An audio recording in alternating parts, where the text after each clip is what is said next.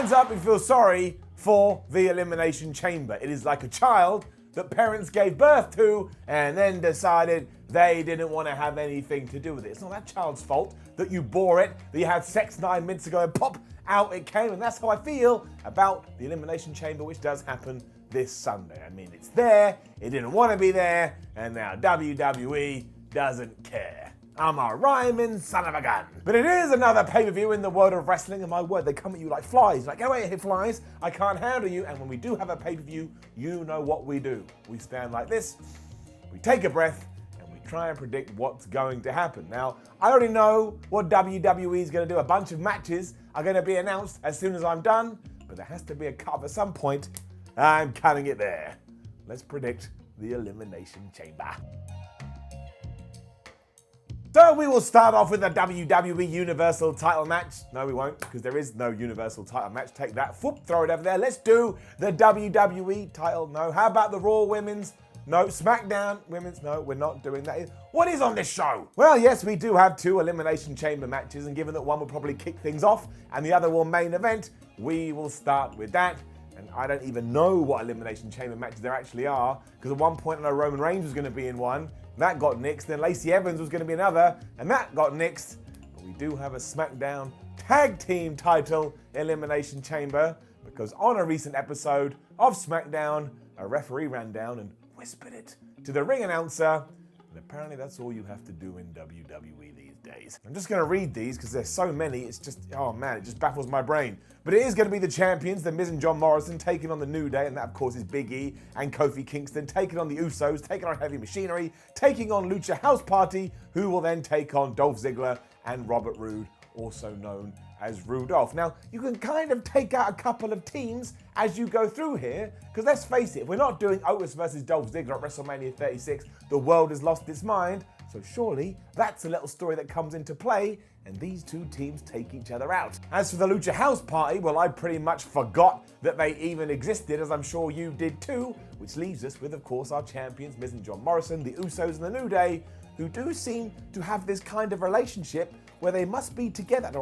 They must be together all the time, because if they're not, I don't know, I guess WWE assumes the world is going to explode. But that's where it really comes down to. Now, I don't know what the plans for WrestleMania 36 are when it comes to the SmackDown Tag Team division, but you can't give the belts to John Morrison and The Miz at Super Showdown and take it off of them 10 days later. That would be nuts, especially because they're kind of a brand new tag team. I know they were around 10 years ago, but the re-arrival, the re-debuting John Morrison, I don't really think he's been given his due to this point. So finally, we've put a belt around his waist. Don't take it off him now. Also, the New Day had it recently. They don't need it again. The Usos, you can give it to them down the line, but I just don't feel like enough time has passed. So The Miz and Morrison will win. How we get there, I don't know. But just, why not? Here's a concept, my word. Here's a crazy concept. Why don't you just book them really strongly, so when we get to the end of the pay-per-view, we can go, well, they're actually pretty good champions. They whooped everybody's ass. But I will say, I think we'll get down to the Usos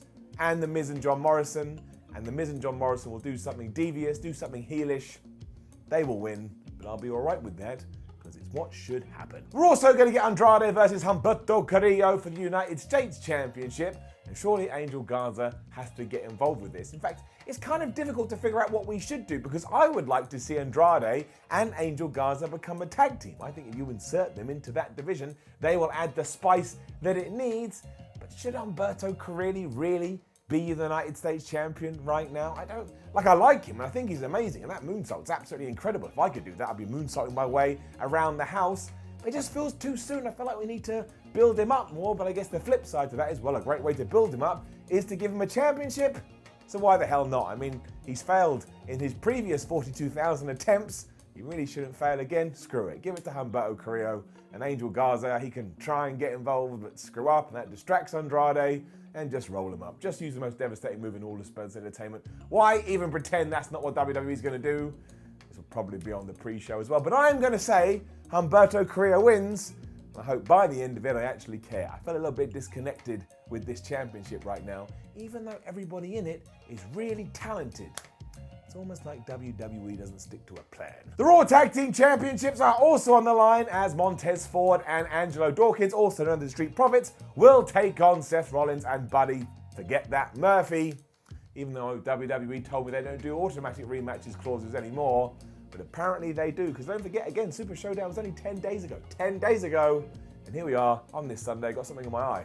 I'm going to do a little bit of a pirate so I get out of it. This Sunday, we are getting that fight again. This is where you realise that WWE has booked themselves into the corner, because we're kind of telling the exact same story with the Raw Tag Team Championships as we are with the SmackDown Tag Team Champions, in the sense the Street Profits only just won them. So if you have a plan to do something with them, why the hell would you strip them of them so soon? I guess Kevin Owens and the AOP will be out there, and probably the Viking Raiders. Maybe that's why they're not in the other Elimination Chamber match. So they can again cause a big distraction that allows the Street Profits to win. And then we've got to start separating everyone. For example, what is the plan for Seth Rollins at WrestleMania 36? He ain't going to be in a tag team contest. I presume he's going to take on Kevin Owens. So we can put a little wedge in all of this here. It means we can start building that program. I imagine it'll be the AOP versus the Viking Raiders, also at WrestleMania. And poor Buddy Murphy. I suppose it's meant to be Buddy Murphy versus Samoa Joe. Samoa Joe ain't going to be on TV for just a little bit, but I guess he could do some promo talking to build that up as well and be like, hey, Samoa Joe, I'm Australian and I'm going to kick your ass. Either way, Street Profits will win.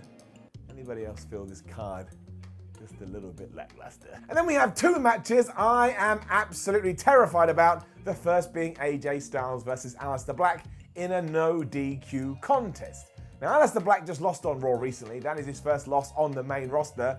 And he kind of feels like a third wheel here, like a dude that's on a date with two other people going, I don't even know why I'm sat around. Because, of course, at WrestleMania, it seems likely we're going to do AJ Styles versus The Undertaker. So how do we get there? Making sure that AJ Styles is kept strong so you can believe he can beat the dead man, but that we don't pull down our pants and crap all over Aleister Black's face. This is where my concerns lie. Because if Aleister Black was to win here, then surely that has to become a triple threat match. I don't think anybody has want a triple threat match of those three guys at WrestleMania. I just think it'd be a bit awkward, whereas AJ Styles versus Taker one-on-one could actually be decent. But then there's another question, okay, well, what are we doing with Aleister Black at WrestleMania 36? And this is why it just hurts my brain. I can't figure out, stop that, I can't figure out why WWE is doing any of this. But maybe the no DQ thing is there because The Undertaker's going to appear and then he'll distract AJ Styles, so Aleister Black beats him, but AJ Styles is so mad. With Taker, we just go off in that direction and we forget this even happened. I'm going to say that Aleister Black wins, but I've never been so unconfident in anything in all of my life. It's just so weird. This whole card is so weird. Who put this together? Of course, this may actually be the show where WWE just throws all caution to the wind and has distraction finish, distraction finish, distraction finish, distraction finish. Because if you have a no DQ match and you're in a group known as the OC, why wouldn't Luke Gallows and Carl Anderson be involved in this? In fact, that's probably what's going to happen. Aleister Black's probably going to get a partner and be in a tag team match against those two guys, which actually means AJ Styles will win here, and that's how they get out of it. But go with Aleister Black. I like Aleister Black. I think he deserves a push. He was getting a nice push until we hit this roadblock. So I'm putting all my love behind Aleister Black. And terrifying match number 2 is, of course, Braun Strowman, the Intercontinental Champion, going against 3 people, that being Cesaro, Sami Zayn, and Shinsuke Nakamura. Now, if you have watched any WWE TV over the last 12 months, and I said to you, hey, which 3 guys do you think get jobbed out more than ever? You would say Sami Zayn, Cesaro, and Shinsuke Nakamura. Uh-oh. So yes, I think that these 3 really good talents that shouldn't be run over are about to be run over thanks to the monster among men. That's not Braun Strowman's fault. He's just doing what he's been told. But in my dream world, what I'd love to happen is somehow Sami Zayn wins the Intercontinental Championship and we turn him back face and we remember that he is one of the most, well, in terms of the underdog role, nobody can do it better.